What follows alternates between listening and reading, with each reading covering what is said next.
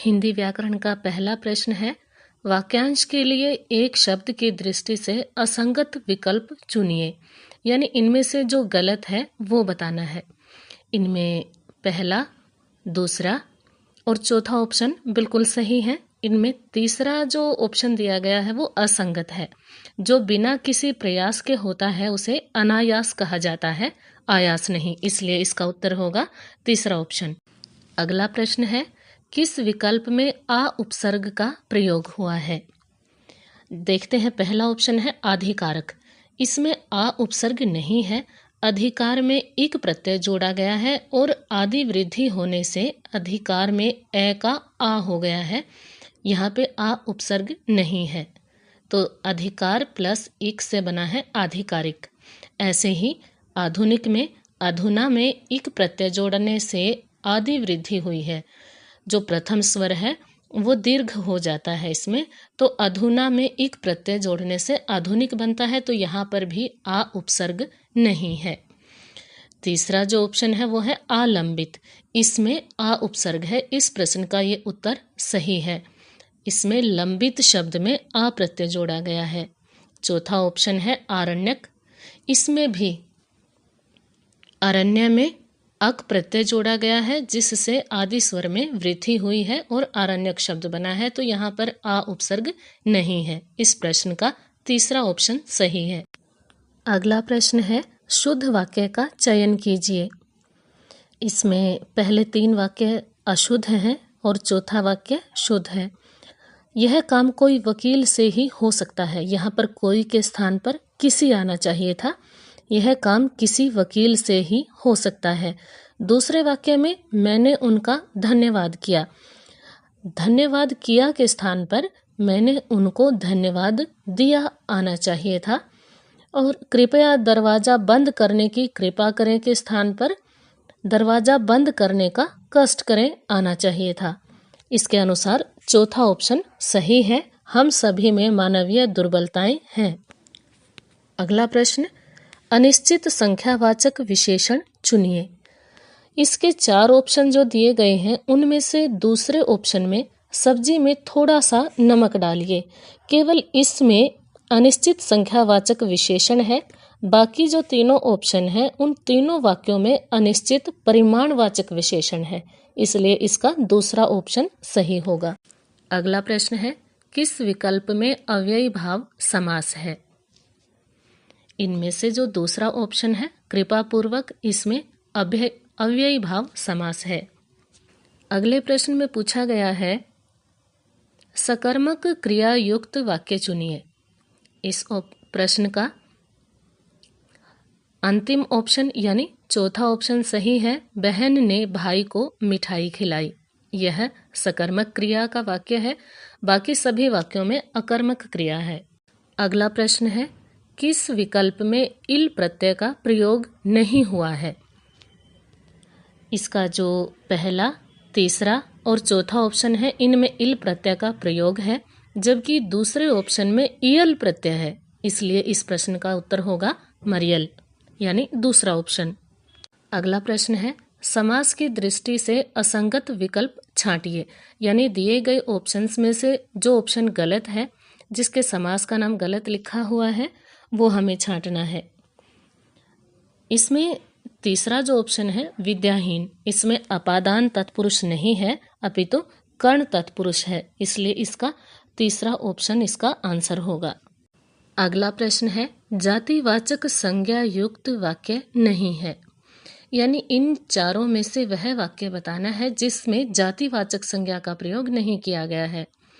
पहला, दूसरा और तीसरा वाक्य जातिवाचक संज्ञा से युक्त हैं, जबकि चौथा वाक्य भाववाचक संज्ञा से युक्त है। इसलिए इस प्रश्न का उत्तर होगा चौथा ऑप्शन, अर्थात मैंने अनुभव किया है कि उसे ऊंचाई से डर लगता है।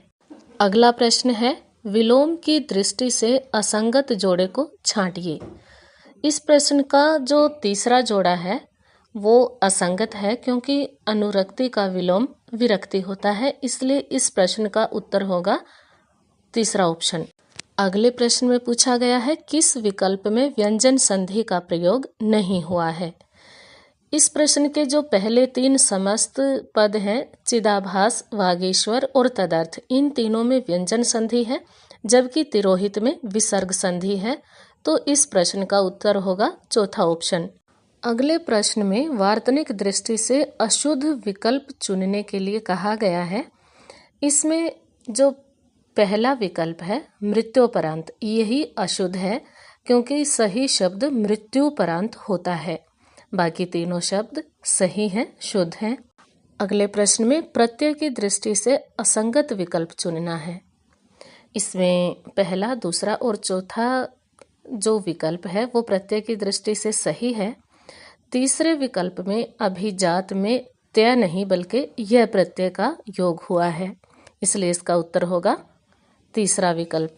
अगले प्रश्न में बकरी का पर्याय बताना है, कौन सा नहीं है। तो इसमें अजा, छागी और छेरी ये बकरी के पर्याय होते हैं, वर्धकी बकरी का पर्याय नहीं है। तो इसका पहला विकल्प इसका उत्तर होगा। अगले प्रश्न में निजवाचक सर्वनाम युक्त वाक्य छांटना है। इसमें दूसरा वाक्य निजवाचक सर्वनाम युक्त है, लड़के आप ही चले जाएंगे यानी अपने आप चले जाएंगे, इसमें निजवाचक सर्वनाम है। तो इसका उत्तर है दूसरा विकल्प। अब देखते हैं इंग्लिश ग्रामर का पोर्शन। इसमें जो पहला प्रश्न है, fill in the blank with the correct present perfect continuous tense, इस क्वेश्चन का फर्स्ट और सेकंड दोनों ऑप्शन सही हैं, इसलिए इस क्वेश्चन का आंसर होगा फोर्थ ऑप्शन, यानी both first and second.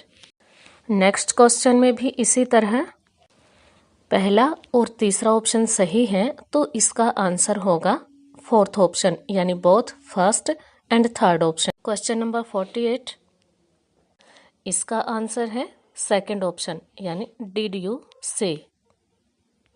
Question number 49 का आंसर होगा फोर्थ ऑप्शन, यानी point rendered critical by circumstances.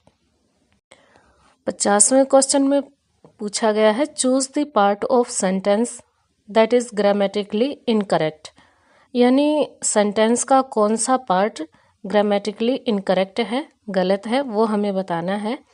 तो इसका आंसर होगा फोर्थ ऑप्शन, क्योंकि फर्स्ट और सेकंड दोनों ऑप्शन में एरर है, दोनों पार्ट्स में एरर है, तो इसका आंसर होगा फोर्थ ऑप्शन, यानी both first and second.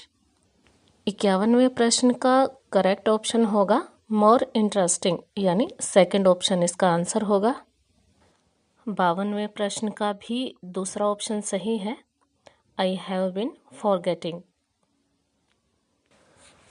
53वें question में दूसरा और चौथा दोनों ऑप्शन सही माने जा सकते हैं, दोनों ऑप्शन एक जैसे हैं, दो और आल्दो में कोई फर्क नहीं होता है, तो यहाँ हम सेकंड ऑप्शन भी सही मान सकते हैं या फोर्थ ऑप्शन भी सही मान सकते हैं। वो देखा जाएगा कि आंसर की में जो ऑफिशियल आंसर की होगी उसमें कौन सा ऑप्शन सही मानते हैं। हमारी तरफ से सेकंड ऑप्शन राइट है, hot though the night air was. 54वें क्वेश्चन का पहला ऑप्शन सही है, he told me that he had been spending a lot more time with his children. 55वें क्वेश्चन में पहला ऑप्शन सही है, the growing number of visitors are damaging the footpaths. 56वें क्वेश्चन में फोर्थ ऑप्शन सही है, he has been sleeping for 5 hours। 57वें क्वेश्चन में करेक्ट सेंटेंस चूज करना है, इसका सेकंड ऑप्शन सही है, no sooner did we reach the station than the train arrived. 58वें प्रश्न में दिए गए सेंटेंस को पैसिव वॉइस में चेंज करना है और इसका फोर्थ ऑप्शन राइट आंसर है, my pocket has been picked. 59वें क्वेश्चन का सेकंड ऑप्शन सही है, something you are obsessed with. 60वें क्वेश्चन में सेंटेंस को करेक्ट ऑर्डर में अरेंज करना है, तो इसमें सबसे पहले थर्ड ऑप्शन आएगा, उसके बाद फर्स्ट, फिर फोर्थ और फिर सेकंड, यानी कि इसका फोर्थ ऑप्शन राइट है।